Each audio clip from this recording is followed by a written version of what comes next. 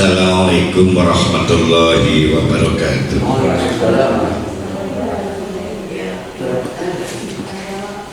Alhamdulillahirabbil alamin.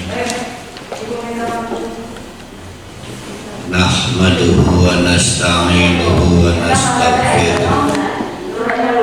Wa na'udzu billahi min syururi anfusina wa min sayyiati a'malina. May yahdihillahu fala mudilla lahu wa may yudlilhu fala hadiya lahu. Asyhadu an la ilaha illallah wa asyhadu anna Muhammadan abduhu wa rasuluh la nabiyya ba'da. Insyaallah kita pada pagi hari ini akan mengkaji surah At-Thalaq. Ini akan sangat bersifat teknis atau fiqhiyah, jadi tidak dapat dihindari akan bersifat fiqhiyah. Oleh karena itu nanti akan banyak mencatat bapak-bapak, ibu-ibu, masalah tolak atau bahasa kita menyebutnya talak adalah masalah yang jarang dikaji, tetapi merupakan suatu tindakan yang tidak perlu dipelajari, sudah mahir, pada bisa.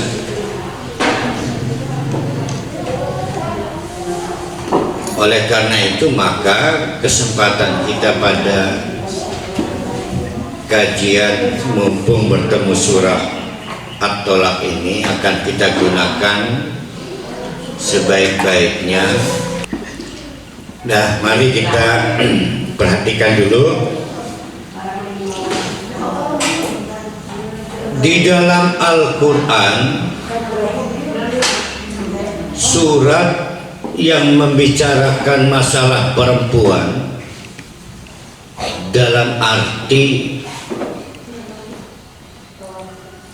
rasa kasih sayang Allah pada kaum perempuan itu disebut surat An-Nisa. Tapi surah Thalaq juga surat yang menunjukkan kasih sayang Allah untuk melindungi perempuan. Oleh karena itu maka surat Thalaq juga disebut surat An-Nisa. Bedanya surat An-Nisa disebut surat An-Nisa tula yang panjang, sedangkan surat Thalaq disebut surat An-Nisa yang kusro, yang pendek. Jadi dengan demikian surat An-Nisa ada dua. Ada surat An-Nisa panjang yang memang namanya sudah surat An-Nisa. Ada surat An-Nisa pendek yang namanya surah At-Thalaq. Penting untuk kita pegang ini agar pada saat kita mengkaji surah At-Thalaq memang ingin tahu bentuk-bentuk sifat rububiyah Allah di dalam melindungi kaum perempuan. Nah, itu yang penting, karena memang talak ini adat tua dan agama Islam melalui Al-Quran hadir bukan hanya untuk memperbaiki, tapi mengembalikan kedudukan perempuan sebagai bagian dari kepentingan Allah kepada kaum lelaki apabila ingin selamat dunia akhirat. Mari saya antarkan dulu karena ini akan bersifat fikih. Saya akan bantu agar lihat kata-kata kuncinya dulu ya. Ini nggak perlu pengalaman talak, nggak perlu. Jangan ya Ustaz. Bahaya. Ya nggak perlu pengalaman talak.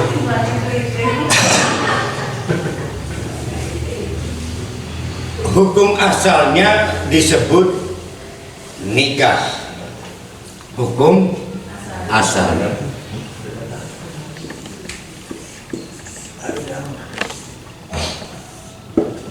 Ini hukum asal. Hukum asalnya disebut nikah. Berakhirnya pernikahan, ya, berakhirnya pernikahan berarti berakhirnya rumah tangga. Itu tergantung siapa inisiatornya. Kalau inisiatornya lelaki, berarti suami, maka metode mengakhiri pernikahan itu disebut dengan talak. Kalau inisiatornya istri,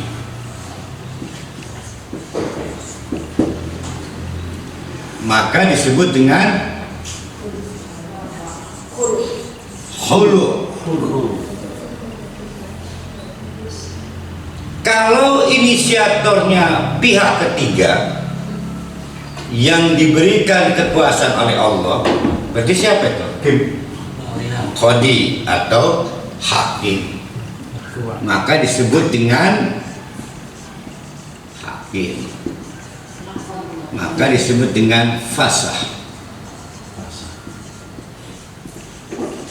Ya, berarti talak adalah salah satu metode mengakhiri pernikahan.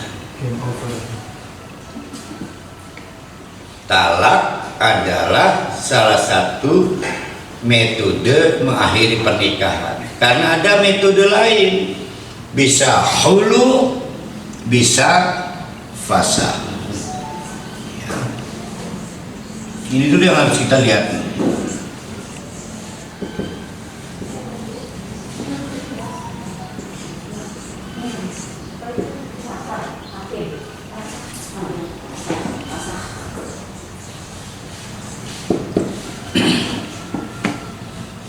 Kalau kita lihat buku almarhum Kiai Haji Ahmad Syafuddin Hasan yang Al-Huda jilid 6 bab nikah, bab talak, maka menurut almarhum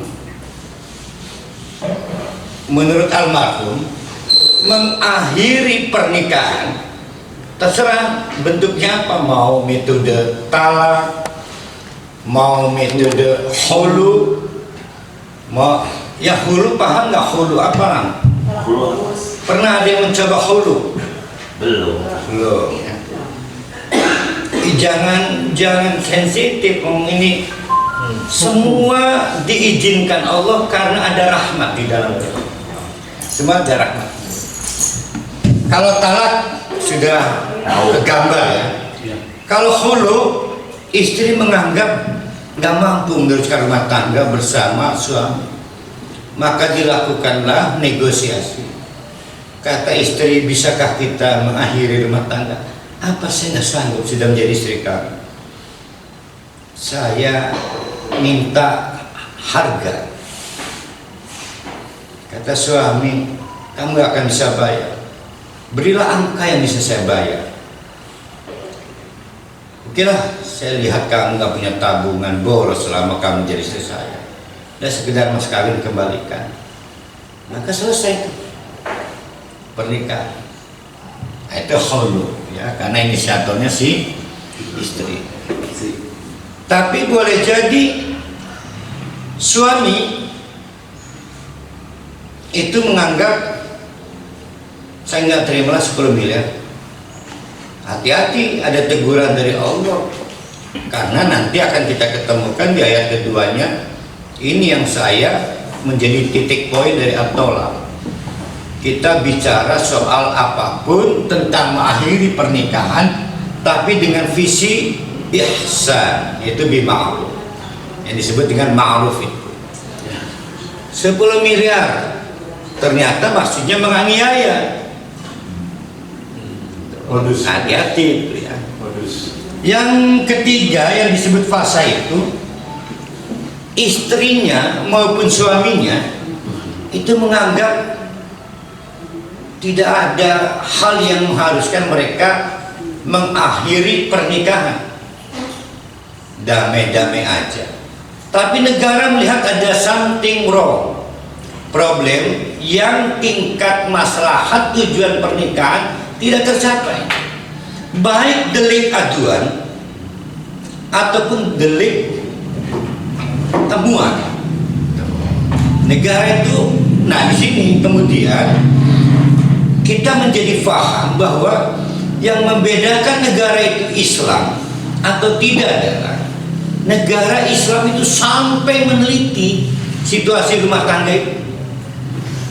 Tapi karena kita ini kurang beruntung, tidak tinggal di negara yang berasaskan Islam, sehingga cara kita berumah tangga kemampuan pribadi itu akhirnya. Nah, negara boleh meneliti, kata negara ini madorot ini kalian berumah tangga. Enggak kok, happy aja. Madorot enggak akan masuk surga kalian. Itu negara Islam tuh. Makanya terserah mau pengen negara Islam enggak. Saya bingung mau pindah kemana ya. Maka kata qadhi, cerai. Boleh jadi keduanya nggak bisa, tapi negara adalah otoriti yang memaksa, kekuasaan yang memaksa. Maka terjadilah apa yang terjadi apa? Bukan, nikahnya dibatalkan. Pembatalan nikah. Pembatalan nikah. Kalau di sini tadi mengakhiri pernikahan, kenapa mengakhiri? Karena pelaku, baik suami maupun istri. Kalau ini memaksa, maka dibatalkan izin pernikahannya. Belum nikah, kan sudah nikah. SIM-nya dicabut, bisa kendaraan mobil nggak? Sudah berjalan pernikahan. Oh, SIM-nya dicabut kok, ijazahnya dicabut. Negara itu kan administrasi. Ya. Maka dibatalkan karena fasah ditemukannya kerusakan dalam rumah tangga. Kalau dibatalkan berarti lawannya isbat. Nah, kalau nggak diutak-atik namanya isbat. Netel. Nah, kerusakan ini terutama menyangkut peluang keduanya masuk surga.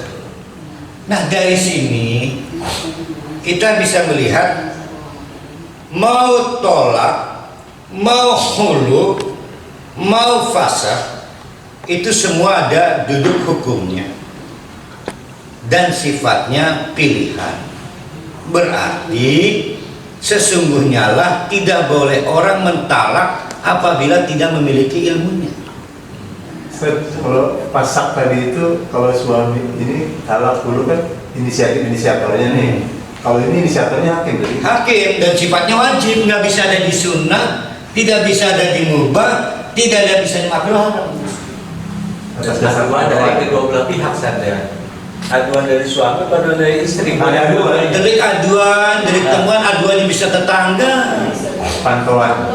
Kan delik aduan itu kan ditindaklanjuti penyidikan, penyelidikan, gelar perkara, penelitian, kalau perlu dibuat pansus segala. Nah, Tidak ada satu Tidak ada masalah tuh kalau orang nah ya. Kalau kita melihat derajat hukum haram, makruh, mubah, sunnah, wajib, kita fokus ke tolak ya, bukan ke mengakhiri pernikahan secara umumnya. Karena kan bisa hulu, ini tolak. dan suami. Tolak itu ada di ujung lidah, bukan dalam hati. Ikrar. Dan ada dannya nih, di telinga istrinya. Nyampe. Maka jangan budek istrinya. Setelah jangan melalui ini WA. Nah, nanti karena Berapa yang sirik itu? sekarang ada tradisi tulis, maka tulis sama dengan ujung lidah. Maka jangan buta aksara istrinya. Ingat, talak ada di ujung lidah. Ya, talak ada di ujung lidah. Begitu keluar, maka sah. Walaupun mungkin haram hukumnya, tapi tetap sah. Walaupun haram hukumnya. Oleh karena itu maka, nah ini maksudnya nih. Bagi yang terlambat mencatat di foto.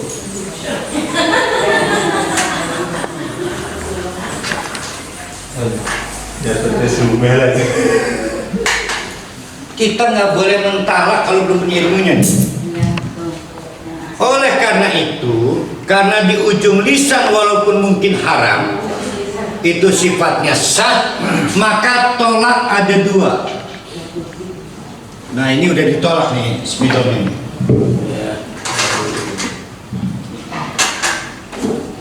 Tolak ada dua.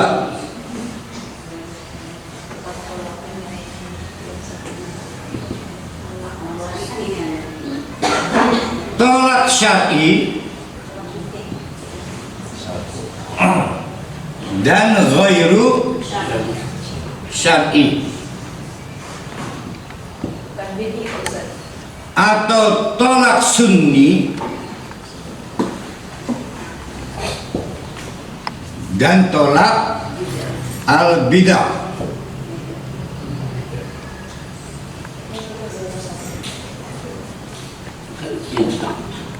Berarti tolak syar'i adalah talak yang sesuai dengan ketentuan.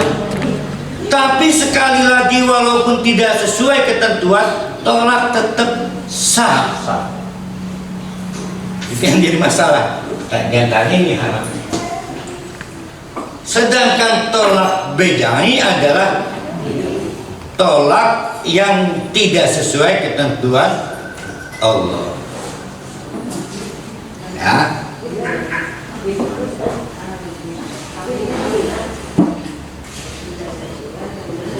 Nah, di dalam surat At-Tolak ini yang akan kita bahas kenapa talak itu tidak sesuai ketentuan Allah adalah pada 2 poin pokok dan 3 poin nilai. 2 poin pokok yaitu masalah iddatun dan masalah suknun atau tempat tinggal. Bahkan ada yang menambahin nafakotun. Jadi ada 3 lah. Nah di sini 3 poin nilai nanti. Sebelum kita masuk, saya mau nanya, talak dengan cerai sama enggak? Sama ya. Cerai bahasa Indonesia. Ya talak dengan udah nggak apa. Udah jangan tolak deh. Talak dengan cerai sama enggak? Kita mentalak tuh belum tentu cerai. Kita mentalak itu hanya tidak boleh disetubuhi. Ada tidak seidah. Sukannya tetap, nafkahnya tetap. Saya Karena perempuan memiliki masa iddah, lelaki tidak punya masa iddah.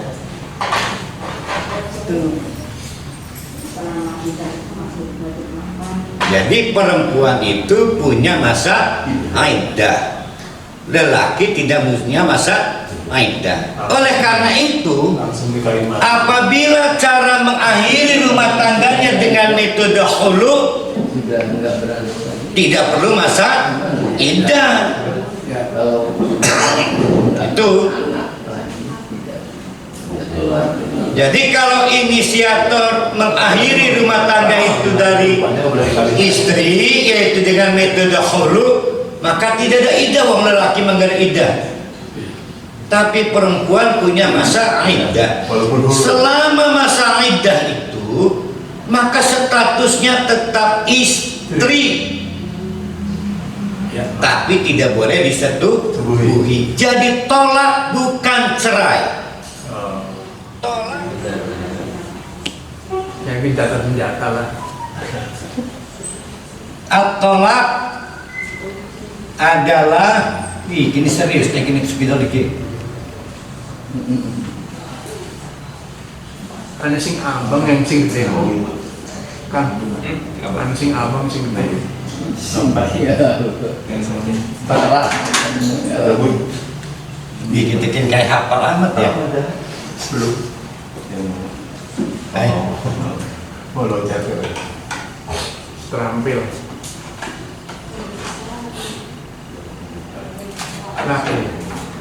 Nah.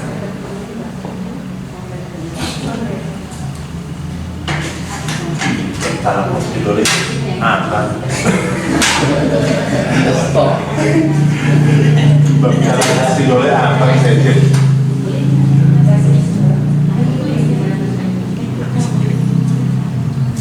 Isi ulang.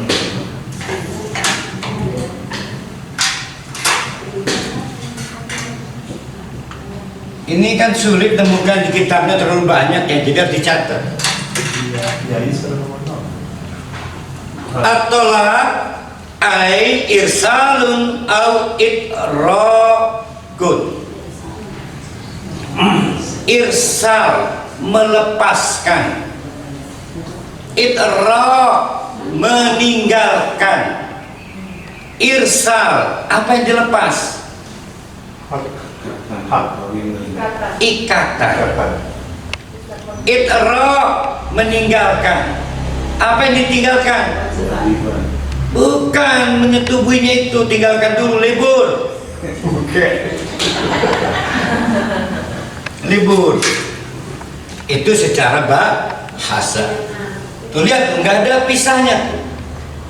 Talak itu bukan pisah. Tidak ada pisahnya. Setelah iddah selesai, barulah yang kita sebut cerai itu. Kalau masyarakat kan udah cerai semua. Nah ini harus kita perbaiki. Ya, nanti kita akan lihat simulasinya. Rata-rata talak sampai sah itu durasinya 3 bulan. Masa penelitian sebelum talak juga 3 bulan. Sedangkan secara istilahi talak adalah hillu, melepaskan ikatan nikah atau sebagian pernikahan. Nggak bingung nih, sebagian doang. Karena masih ada kewajiban jadi separuh. Bisa ranjang belum. Ya itu benar. Caranya menyusul. Bukan ranjang. Ranjang. Jadi talak adalah melepaskan ikatan seluruhnya, karena talak kubroh, talak 3, atau sebagian karena talak 1, talak 2. Jadi kalau kita itu mentalak yang pertama kali, mentalak yang kedua kali, itu baru sebagian. Sebagian lagi masih istri kita. Masih ada jatah. Bukan jatah, kewajiban kita masih ada. Jatah hilang. Jatah ngawin maksudnya. Oh, jatah rujuk. Beda lagi itu. Ini respect rujuk, bah.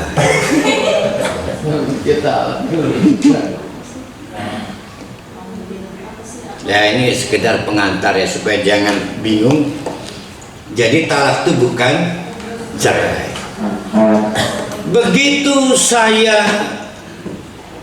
misalnya ke istri, misal simulasinya, saya sudah punya pendirian, saya harus mentalak istri. Maka saya harus bertanya pada istri, Dek, kamu lagi head tidak? Ya, satu.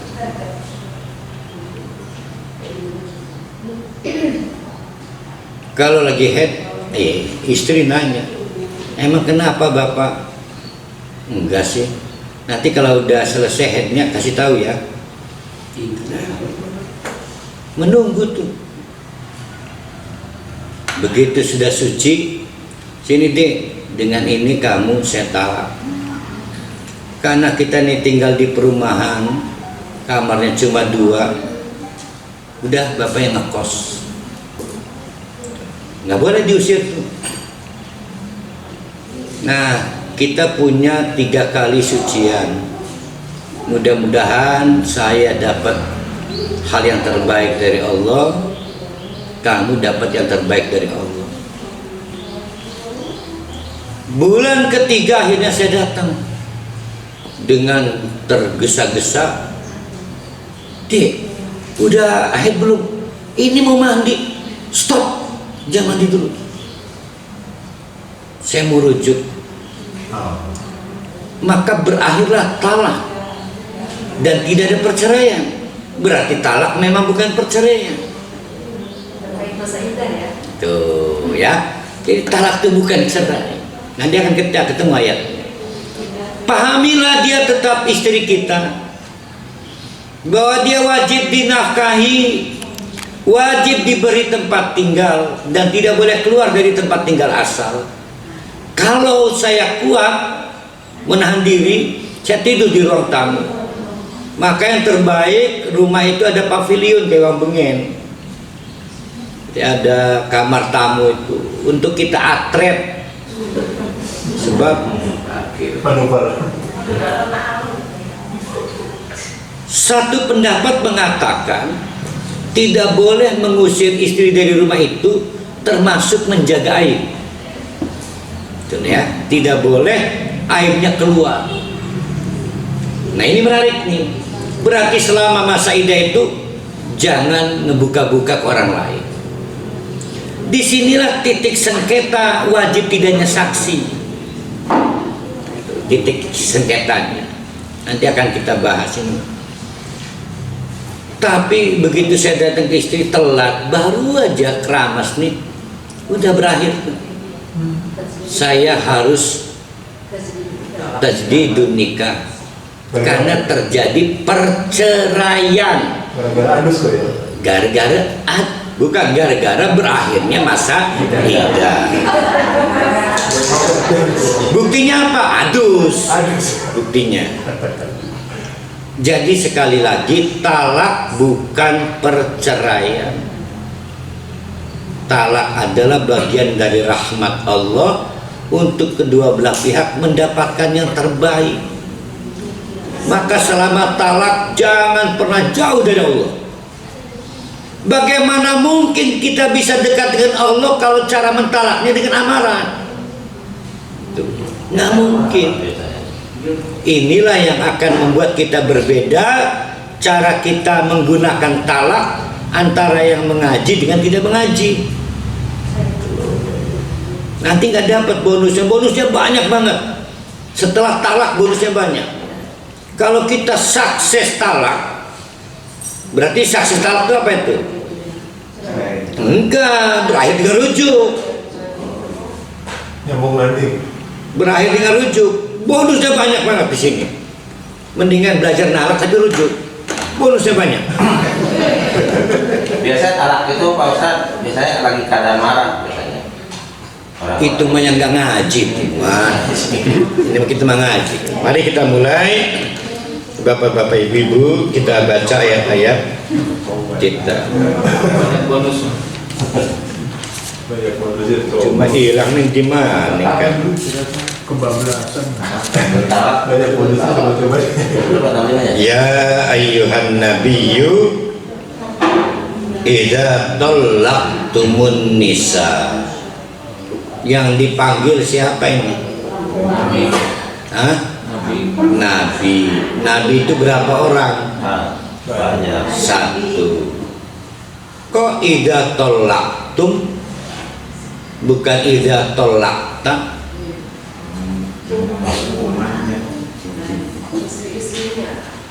Ya ayyuhan nabi, hei nabi.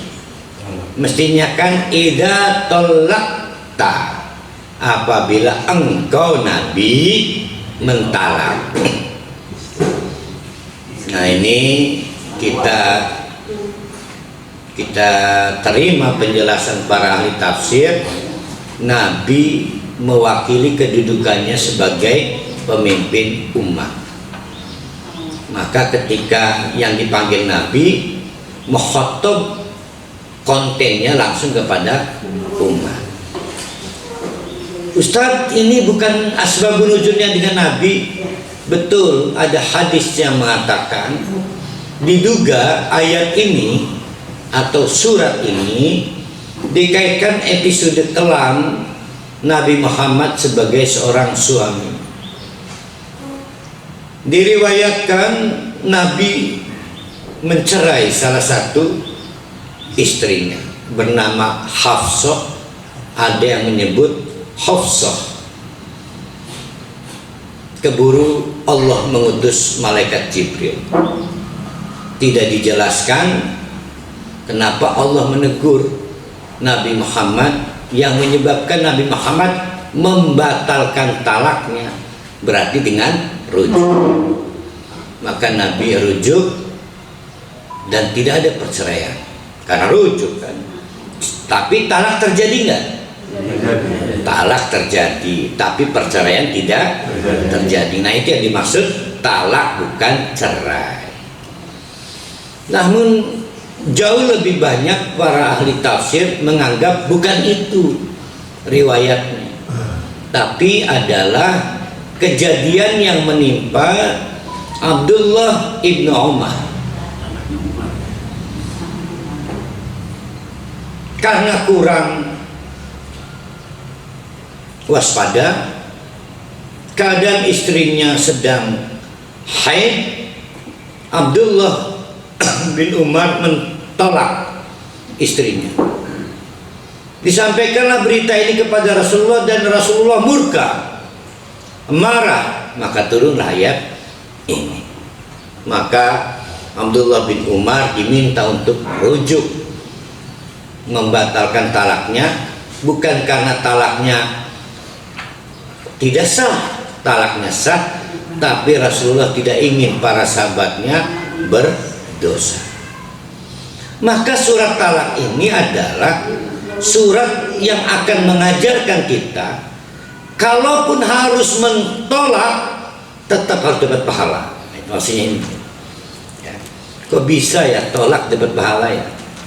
Ini.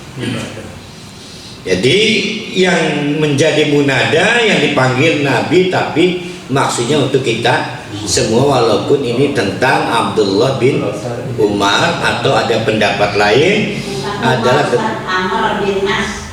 Enggak. Enggak, Abdullah bin Umar, enggak ada Amr bin As. Yang kedua, perhatikan idza talaqtum. Itu fi'il apa itu?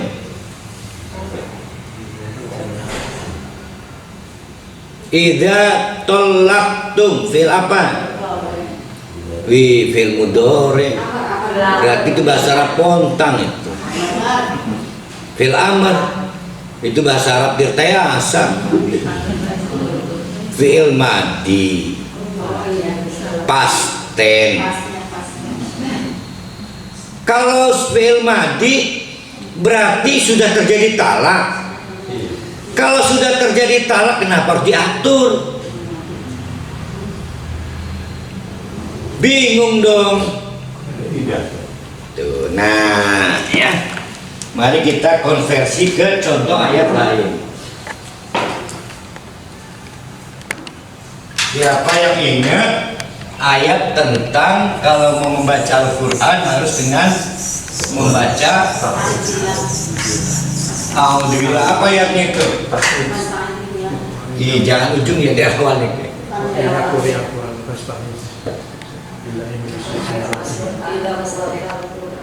Wa idza qara'ta, ya. Gitu ya.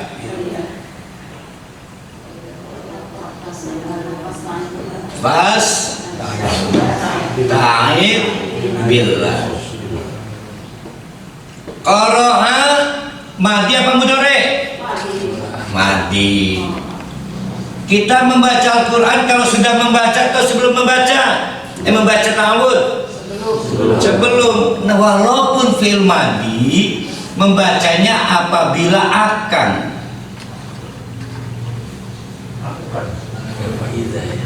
Padahal fi'il madi, tapi membacanya akan. Wa idza qara'ta, maka apabila kamu akan membaca Al-Quran, fasta'id, maka memohonlah perlindungan billahi kepada Allah. Sama dengan ayat kita, fa idza talaqtum, ini bukan berarti telah, tetapi akan mentalak. Paham? Ya, akan mentalak. Perhatikan, siap-siap kita mau mentalak. Ini judulnya nih. Apa yang harus diperhatikan kalau kita mau mentalak? Rasanya kalau kita perhatikan gak jadi talak masalah ini. Tapi ini akan membedakan kita dengan orang yang ngaji dengan gak ngaji. Idza talaqtumun nisa, lihat anisanya pakai alif lam, jadi bukan istri orang nih, istri sendiri, karena pakai alif lam. Jangan mentalak istri orang. Bukan, karena belum ada rumah sakit jiwa di kita ini. Ada juga bangsal ya, bangsal. Dokternya dokter sake lagi ya. Idza talaqtumun nisa, dan maka apabila kamu semua akan mentolak, ingat jangan mencerai, mentolak. An-nisa, istri, fatalliquhunna, maka talaklah istri-istri itu li'iddatihinna, menurut iddahnya. Tuh, li'iddatihinna, menurut iddahnya.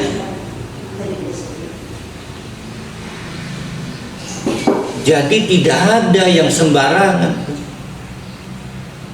Li'iddatihinna, menurut iddahnya.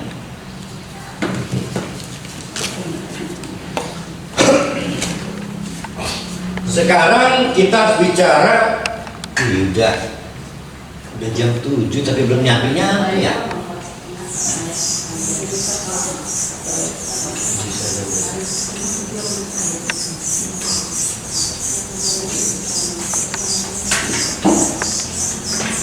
Iya ya, kadang-kadang kita mentalak tuh nggak ngeliat ini sih ya. Aidah nih, sekarang kita bicara aidah. Dipengaruhi oleh dua keadaan. Satu, apakah istri pernah digauli ataukah istri tidak pernah digauli, atau belum ya, belum pernah. wis dinikah tapi turun digawe di anu emang ya? Janda kesenangan. Bukan, belum sempat. Saking sibuk seperti pendidikan, nikah, Perang. dipanggil tugas perang, Yes. atau keburu kecelakaan, ya nggak sempat. Jadi jangan dianggap nggak mungkin, sangat mungkin. Belum tempur. Tapi yang akan kita bicarakan adalah yang sudah setubuh. Karena sudah setubuh banyak kemungkinan, ya, banyak kemungkinan. Yang pasti 3. Kalau istri dalam keadaan haid, kalau istri dalam keadaan haid, ingat ini udah disetubuhin ini ya, udah disetubuhin. Kalau istri dalam keadaan haid, maka 3 kali suci. Maksudnya haid keramas, haid keramas, haid. Hati-hati tuh. Kalau memang nggak ingin meneruskan, buru-buru sebelum keramas.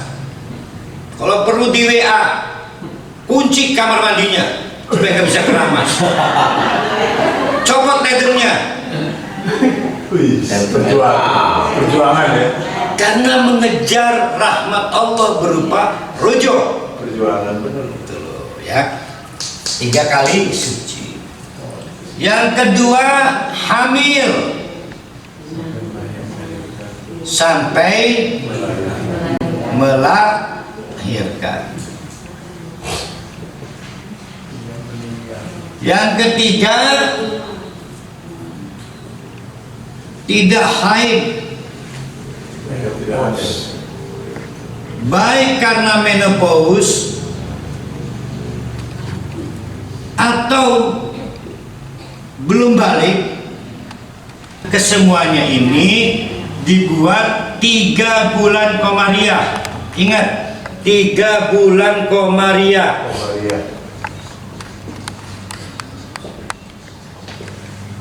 Kalau istri belum pernah digauli tanpa iddah, tetapi kalau suaminya meninggal, berapa ini? 4 bulan sebelumnya. Ingat, komariah. Jadi 4-10 hari itu meninggalnya kapan suaminya? Dilingkarin mereka. Tuh, Januari berapa hari? Januari apa? Sya'ban berapa hari? Ramadan berapa hari? Syawal berapa hari? Muharram berapa hari?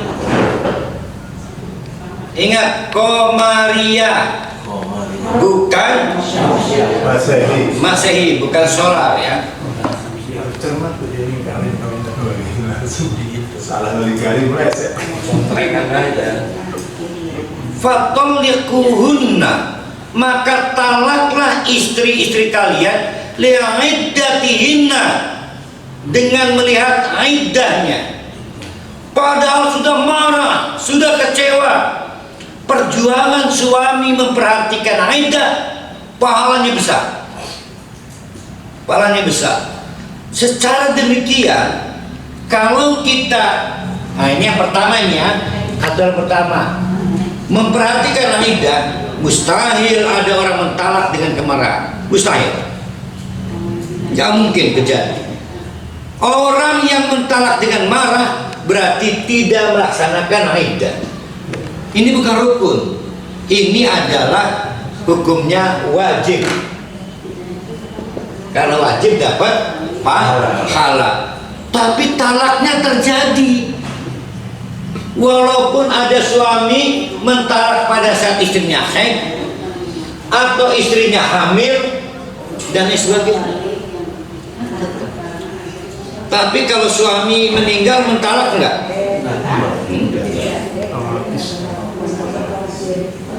Bagaimana kalau suaminya meninggal ternyata isi. Suami meninggal, ternyata istrinya lagi hamil, maka kembali kepada ini. Jadi suaminya meninggal keburu hamil. Oleh karena itu maka kalau memang besok mau mentalak, malam ini jangan mensetubui, nggak boleh.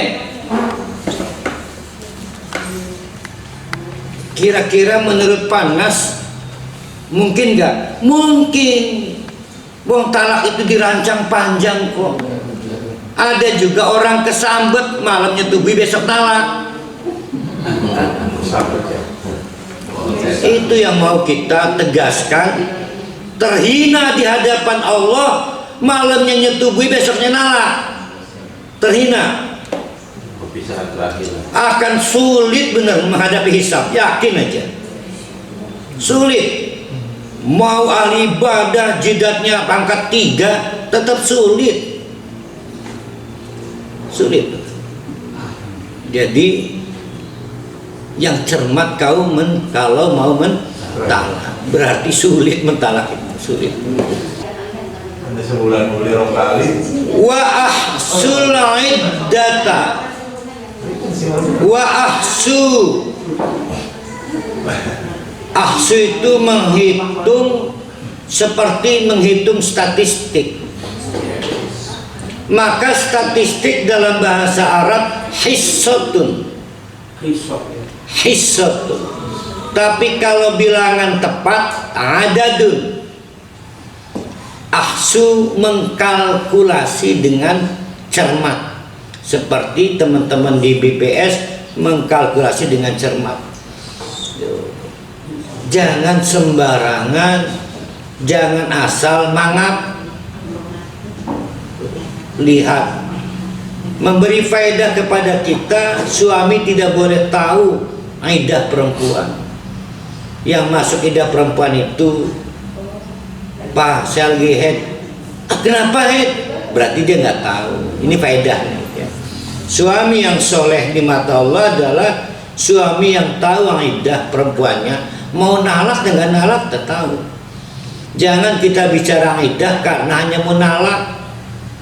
Karena iddah itu adalah tobiangi perempuan. Suami yang soleh itu suami yang tahu tobiangi iddah perempuan. Dua kalender kamar. Memang yang terbaik itu bikin kalender iddah untuk istri. Dilihat oleh suami anaknya supaya semua tahu diri. Istri lagi head kan sensitif, maka suaminya harus lebih banyak mengalah. Digawe kalender. Nanti mudah-mudahan Parian bisa nyusun kalender iddah. Ya kan yang ada Bu Ima kalender akademik UPI warna-warni. Ini mah kalender iddah. Jangan kita ngomong iddah karena talak. Iddah itu tobi'i perempuan. Pada saat haid ada problem psikis. Anak harus tahu mamanya lagi sensitif. Suami juga harus tahu lagi wegah rabine. Ngerembet ke masak. Tapi kalau ada kalender iddahnya kan semua juga tahu. Manajemen.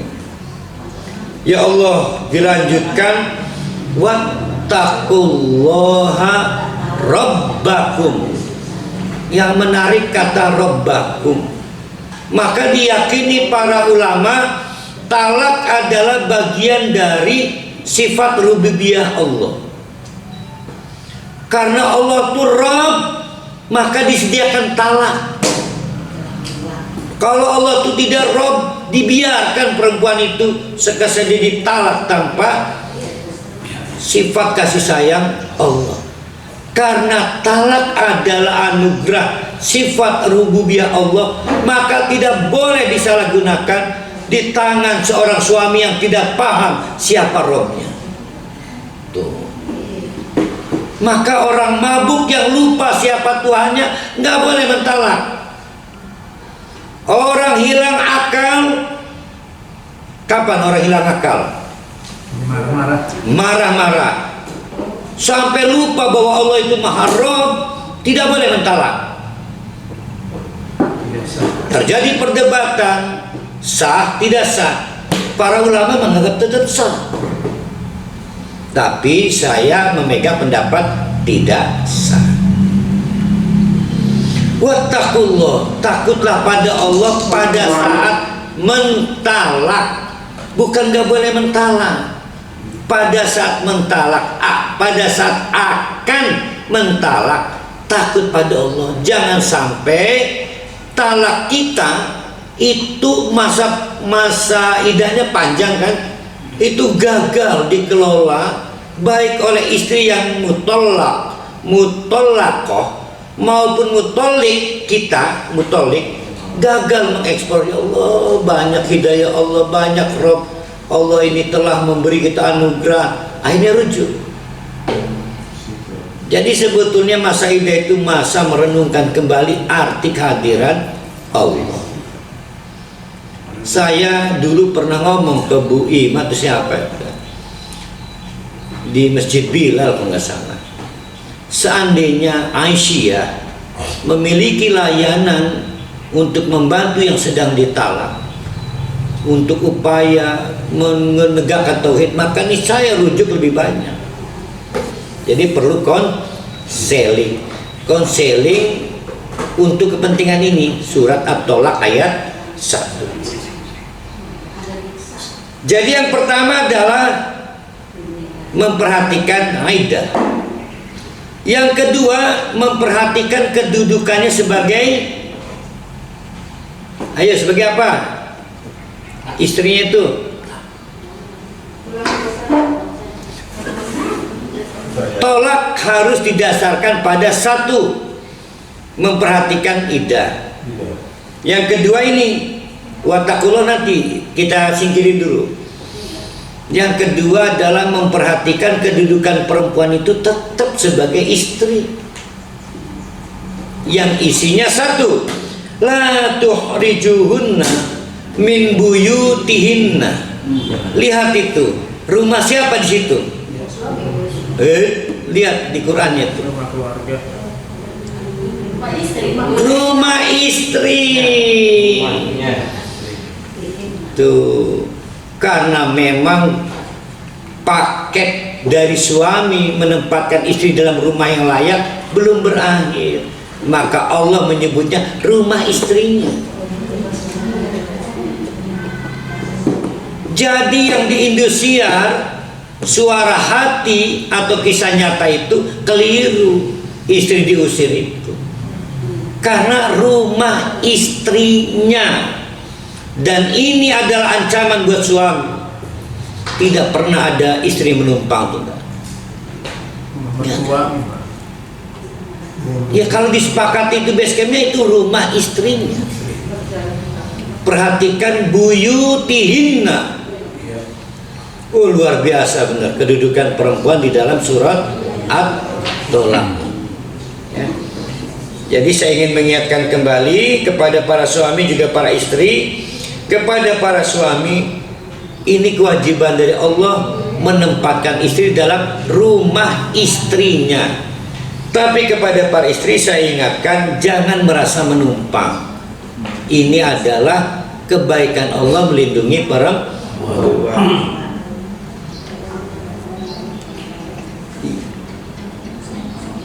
Termasuk nafkah tidak hilang. Tidak hilang nafkah. Yang hilang hanya irsal, itrok, menyetubuhinya. Nggak boleh tuh nyetubuhinya tuh. Ustadz, kalau cuma kis mencium nggak boleh. Apakah dia bukan murim? Murim. Noel doang. Senggolan nggak apa-apa, nggak membatalkan wudhu tetap istrinya kok. Nggak boleh setubuh. Kalau cuma ciuman, udah sih jangan lagi. Masih tegar dari kebun. Nah itu maksudnya.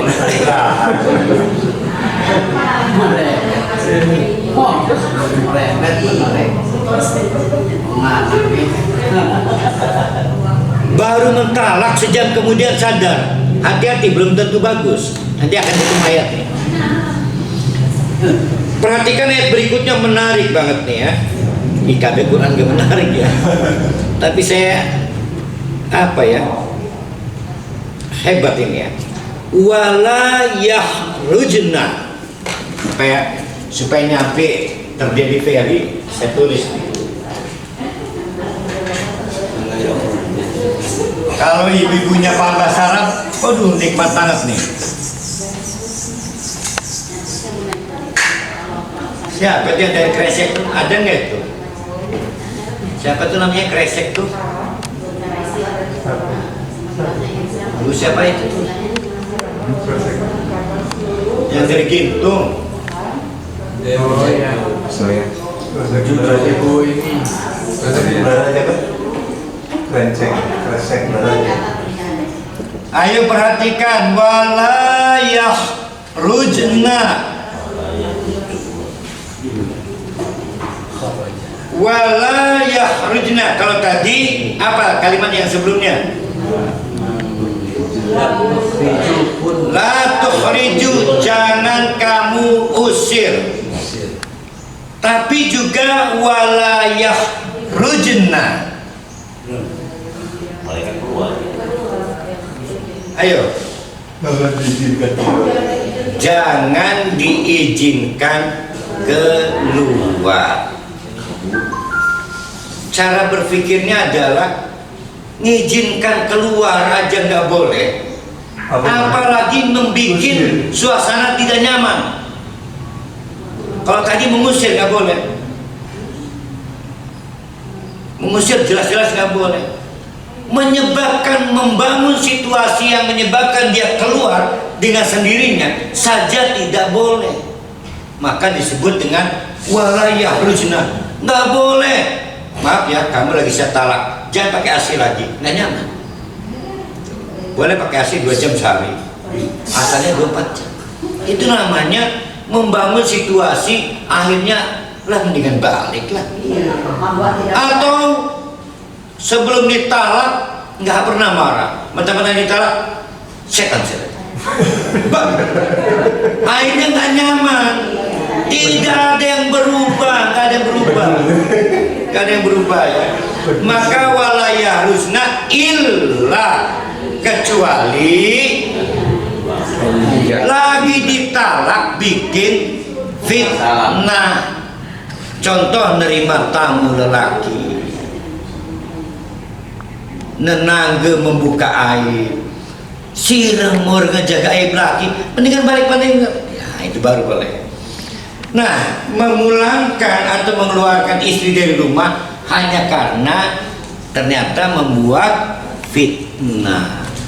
Tapi kata kuncinya bukan di situ. Kata kuncinya adalah wala yahrujna. Buatlah lingkungan yang nyaman sehingga betah, sehingga tidak perlu ada yang tahu aibnya. Ya, tidak perlu ada yang tahu aibnya. Saya termasuk yang setuju tidak perlu saksi, karena saksi orang lain. Ustadz boleh nggak ngasih orang tua? Orang tua tuh di luar rumah. Jadi yang dimaksud dengan jangan keluar rumah bukan hanya badannya, beritanya juga beritanya. Paham nggak itu? Ya. Hati-hati, kita mentalak itu bukan mengeksplorasi kemarahan, tapi sedang mencari jalan sempit peluang di alam Allah, sempit banget ya. Sebab kalau kita nggak di alam Allah, fatal akibatnya, fatal banget. Wa tilka hududullah, itulah batasan dari Allah. Apa tadi batasannya? Yo, ulangi lagi.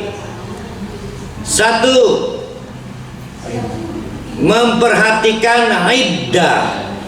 2, bukan tempat tinggalnya, mempertahankan kedudukannya sebagai istri. Salah satunya sukanun, tempat tinggal. Salah duanya nafakotun, termasuk tempat tinggal, situasi yang nyaman. Itu adalah batas-batas dari Allah. Wa may yata'adda, siapa yang coba-coba melanggar batas. Siapa itu yang melanggar batas? Suami. Suami faqad dolama nafsahu, maka percuma, karena nggak ada untungnya. Dolim pada diri sendiri karena gagal menghadapi hisab. Ingat, ini gagal menghadapi hisab. Yang dimaksud dengan dolama nafsahu adalah gagal menghadapi hisab.